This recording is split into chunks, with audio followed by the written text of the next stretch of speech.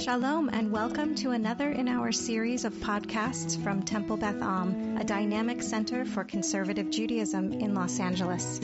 This is a recording of a Rosh Hashanah sermon by Rabbi Adam Kligfeld. If you've been here for part of the morning, you've heard some Jewish Zen haiku, and you're going to get some more.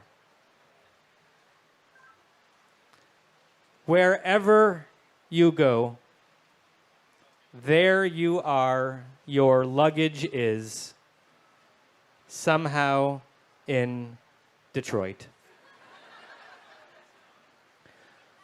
Quietly murmured at shul Saturday morning, Dodgers 5, Reds 3.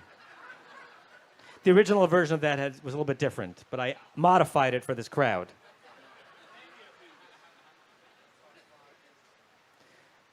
These little haikus are silly, but they convey a message succinctly. Now, it's not haiku, but I can get this sermon done in one sentence, and we can continue to Musaf. Raise your hand if that's what you're looking for.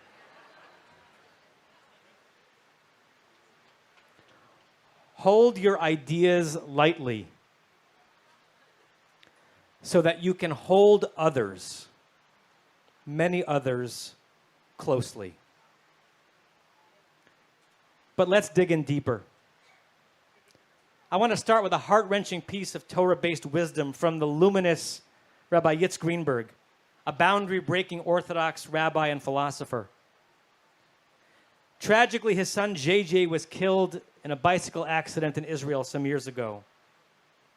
An incomprehensible personal loss. About a decade into a grief that I know never goes away, barely even wanes, he was teaching rabbis about the second blessing of the Amidah. Baruch atah Hashem mechayei hametim. Blessed are you, God, who revives the dead. He talked about all the modern ways we attempt to rescue and sanitize that blessing, a blessing which stretches our belief. There's an interpretation that says that it means reviving the deadened parts of our soul.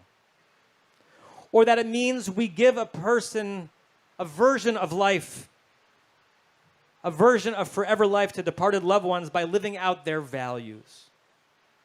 We interpret that blessing every which way we can, aside from the straightforward way it was probably intended. We pray to an omnipotent God who is capable of anything, including bringing those who are dead back to life. Rabbi Greenberg, an enlightened philosopher, a person of contemporary science and a person of faith, he said that when he says these words, he's not praying for the eternal life of JJ's soul. He's not praying for a metaphor. He prays with every fiber of his being to the creator of the universe that God actually bring JJ back from the dead. Why? Because, as Rabbi Yitz said, you can't hug a soul. You can't embrace a metaphor. I want him back. His body. His most real self. The only thing I can touch. Let's be clear, every time Rabbi Greenberg makes that prayer, it goes unanswered, at least so far.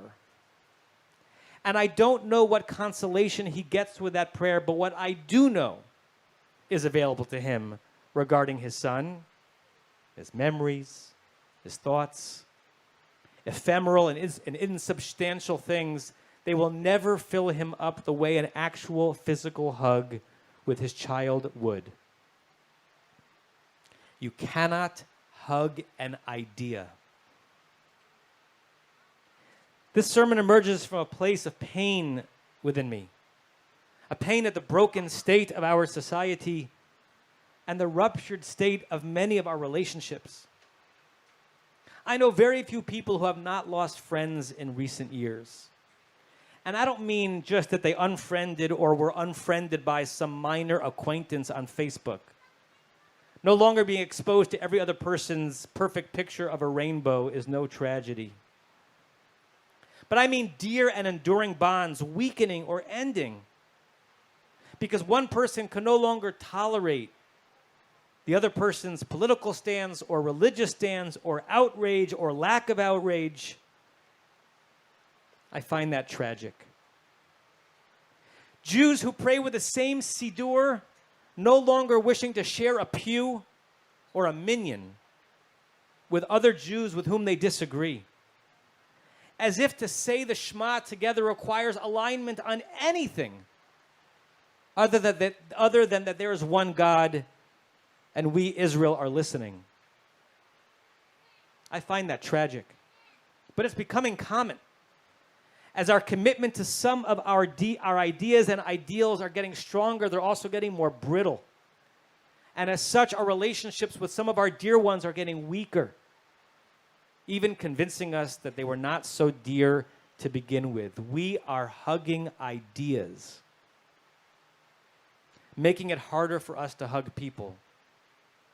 And as Rabbi Greenberg would tell you, people are better than any idea.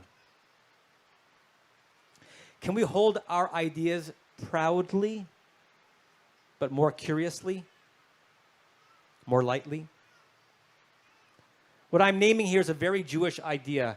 Our tradition understands how learning can build confidence, but then lead to arrogance, and thus quash curiosity because we think we know everything. It can even quash our humanity and drive us from closeness with others. Here's what the Rambam, Maimonides, the 12th century scholar and philosopher, wrote about this. There are some human characteristics with which it is prohibited to take the middle path. Normally, he was a person who promoted Haderach HaBenonit, the middle path. But with some things, one must keep themselves entirely away. No moderation. Vehu govelev.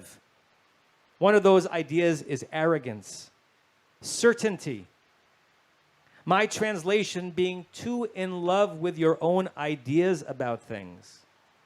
And the Rambam says anyone who is even a little too arrogant in the heart or certain in the head is considered a kofer be'ikar, one who has essentially denied all of Judaism. That is a serious accusation. We're not talking about idolatry or licentiousness or violating Shabbat or eating bologna with white bread and mayonnaise. The Rambam is asking us to consider that it may be the most un-Jewish stance we can take to be unjustifiably certain, to hold ideas too confidently, too closely. You can be mean, you can be ungenerous, you can violate every ritual act, and you're still part of the Jewish family. But once you display true arrogance, you are out. Of this, he was confident. Not too confident. I want to invite you to lean into this wisdom and to hold your ideas with humility and to know that you changed in order to get to the place you are now, intellectually and spiritually. And so you are liable to again, as all others are with whom you interact. If you want to hold those people in your life and be held by them closely, hold some of your ideas lightly. Listen, we all know that some differences of ideas and among people are intolerable. Some people you do not want to hug, nor do I. But I fear we have made that category too large, thus cutting out both other people and other ideas from our realm of acceptable. It might make for a more confident and comfortable reality, but it's a smaller one. And I think it's a less Jewish one. Now, I'm a rabbi. I live a life of ideas and ideals. I've staked my career on concepts and values and principles refracted through centuries. I organize my reality by binaries that tell me what is wrong and what is right, what is kosher and what is treif, what is acceptable and what is intolerable. This way of thinking gives my life and all of our lives much needed structure. It helps us navigate through hard decisions, helps determine both what to eat and how to vote. These ideas and ideals are the stepping stones that create a path we walk towards goodness, righteousness, and the continued creation of a just society. And it's also just the case that we humans are enormously complex people. Every person here carries with him or her baggage, both conscious and unconscious, that both shape and warp those mutually inherited ideas. And so, shocker, we disagree on things petty and utterly mundane, such as which is the best baseball team to root for. That's actually not petty whatsoever. That's very significant. And on things weighty and profoundly important, such as which is the best way to govern, the most ethical way to fix a city's woes, the most Jewish and modern way to apply ancient sacred texts to contemporary American problems. In our zeal to be righteous, which is admirable, I fear that we all sometimes stumble towards self-righteous. We fall back on the familiar tendency to judge others. But as we all know, there's only one judge that matters right now. Aaron Judge.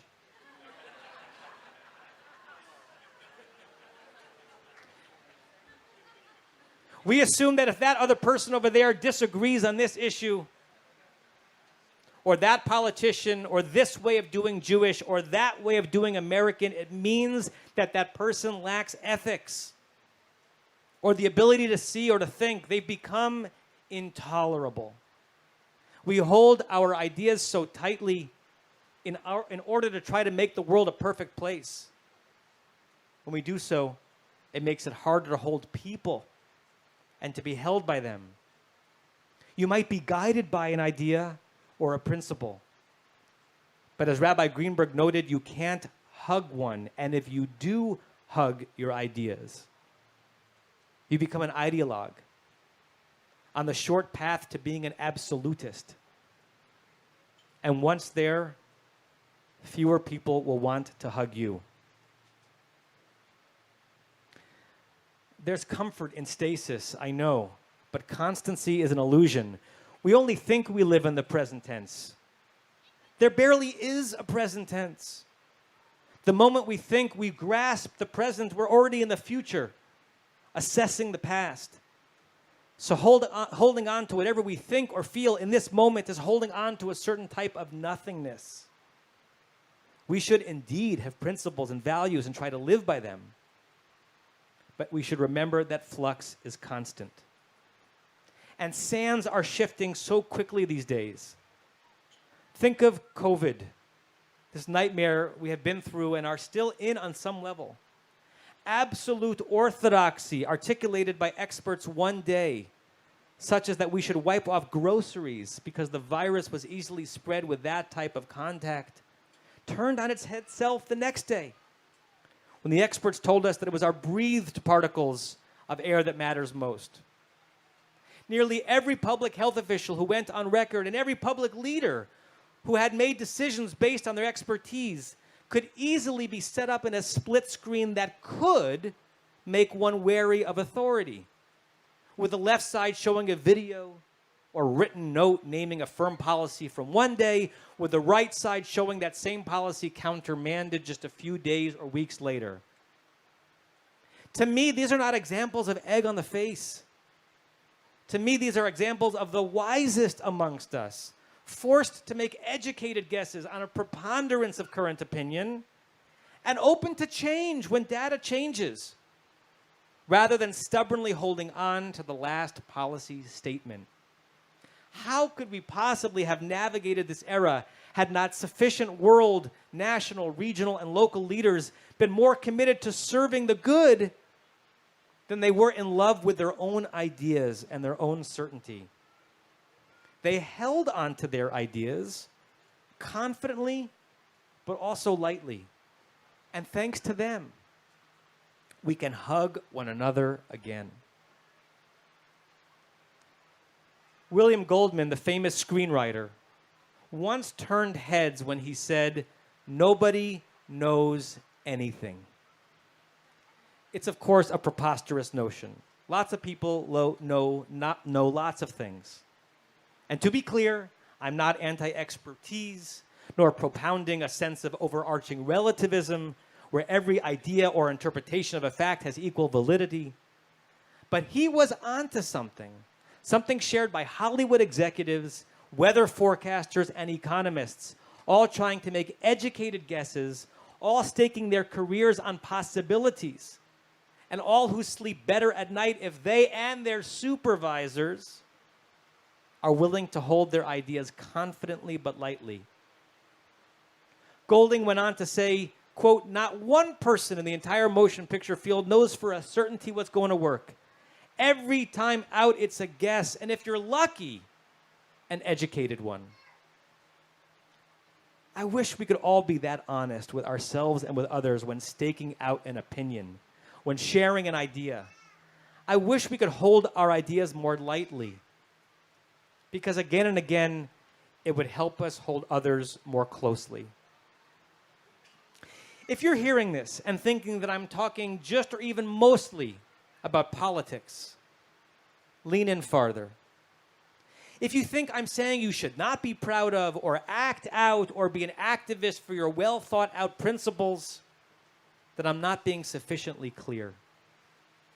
I'm talking about all the ways in which we hold ourselves in relationship to the ideas that organize, shape, limit, and widen our lives. I'm saying we ought to do so with humility and with the expectation that they are not as fixed as we comfortably convince ourselves that they are. Recently, a colleague told me an extremely touching story that relied on his wielding Torah and Judaism's rules and ideas lightly and humbly in order to serve the grander purpose of bringing people together. A woman called the office in distress. Her mother was at the end of her life, already brain dead.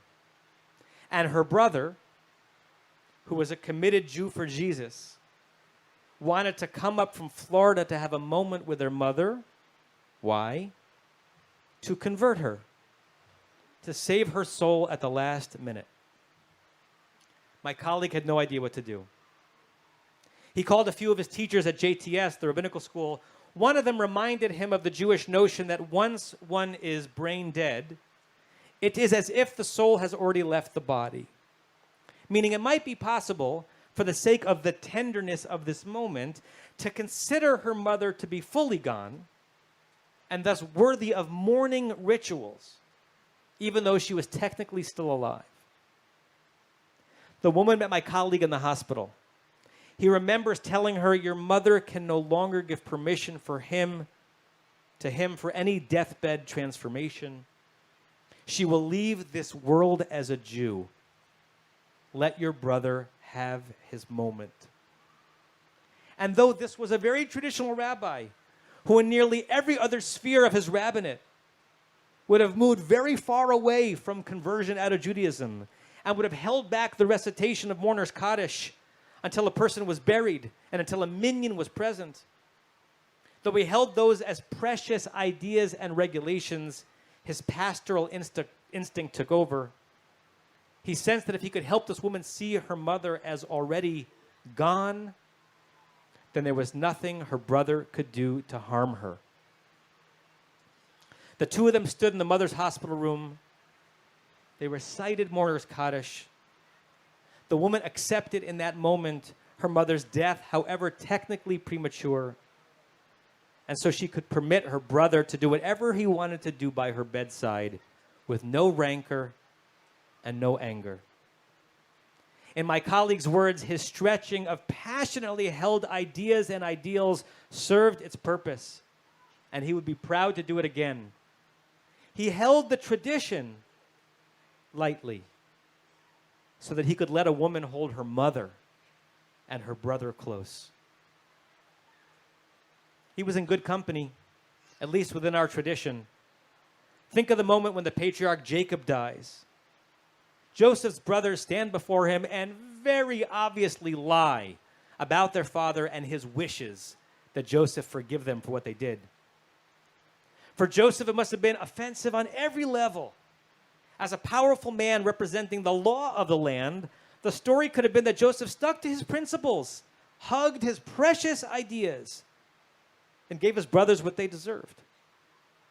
We might well have expected Joseph to react in anger and have his brothers take up residence in his old cell in Pharaoh's dungeon. But that's not what happens.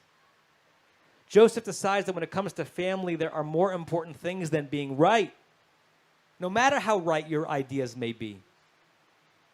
In a critical moment in the life of this family, Joseph holds his idea lightly so that he can embrace his brothers closely. And it's interesting to note that in this scene, while his brothers were talking, Joseph was crying. Vayef Yosef b'dabram elav. Why? Some people read this plainly. He was a crier. His emotions were stirred as he imagined the family finally finding some peace. But I prefer the subtle complexity of the interpretation of the Shaddal. Shmuel David Luzzatto, a 19th century Italian scholar. He says that Joseph was crying because he was torn. He knew in that moment that his brothers were prevaricating. He knew that what they said their father Jacob said was probably something they came up with conveniently themselves to reduce the chances that Joseph would be vengeful. He cried because of the pathos of the moment, seeing his brothers desperate to win his approbation. He was torn. He saw both sides of the moment. And instead of embracing his own sense of being right, he chose rather to embrace his brothers. Joseph and his brothers are all of us. We've all been there in intense dynamics within and beyond family. We have to decide what we will say and not say, what idea to grasp tight, what person to grasp tight, when to hold fast, and when and how to permit change in ourselves. Transformations are possible. We want to see them in others, right? Then we must hold ourselves as if we are capable of them as well. Nothing can be more counterproductive than any certainty regarding complex affairs. This is a marvelous notion uttered by Václav Smil, a Czech-Canadian energy scientist and economist and distinguished professor emeritus at University of Manitoba. I'll say it again. Nothing can be more counterproductive than any certainty regarding complex affairs. This is true when thinking through what the world needs to do to calm the climate and protect our one inhabitable planet. This is true when thinking through the best way to solve homelessness or immigration, moving COVID from pandemic to endemic, and all other such fraught societal issues. In all cases, curiosity should trump certainty. And in all cases, there may be an inverse relationship between how closely you hold ideas and how closely you hold people. I close with two of the voices whose wisdom animate a lot of my thinking about the world. A pair usually not quoted together, Malcolm Gladwell and Rabbi Abraham Joshua Heschel, although I'd like to think they would be friends if they coexisted. Gladwell, one of the most curious people I know, pushes his readers and listeners in the podcast to pry open their mind and try to learn something new about familiar topics. He recently shared this nugget. The great sobering discovery of my middle age is that the list of things we do not know is so much greater than the list of the things that we do. I would add that this applies even to the things we think we know, are sure we know. There's so much about them we have yet to discover. And isn't that part of the wonder of being alive? There are moments in the modern, divided, partisan, always shouting at the loudest volume world that make me think that too many of us believe that we are alive in order to be certain. We are alive to know and have all the answers. I beg to differ, as did the great Rabbi Heschel. Towards the end of Heschel's life, he had a near-fatal heart attack. Afterwards, he said to his student, Rabbi Samuel Dresner, "Sam, my first feelings when I came to were not of despair or anger. This is what I meant," he said, "when I wrote, I did not ask for success. I did not ask for wisdom or power or fame or certainty. I asked for wonder, and you gave it to me." It is wonder that keeps the world alive to us, and us alive in this world. It is wonder and true curiosity about the other, including the ideas they hold dear, that makes relationship possible even when there is strong and meaningful disagreement. It is wonder that makes people with different ideologies and theologies and passions and visions find a way to work together and pray together and learn from the other and make society better. It is wonder that will help you hold the other close, not dogmatism. So dedicate yourself to a year of learning this year, of reconsidering that which you think you know, of holding most closely people and not positions. In 5783 and beyond, hold your ideas lightly, except this one. You have been listening to another in our series of podcasts from Temple Beth Am, a dynamic center for conservative Judaism in Los Angeles.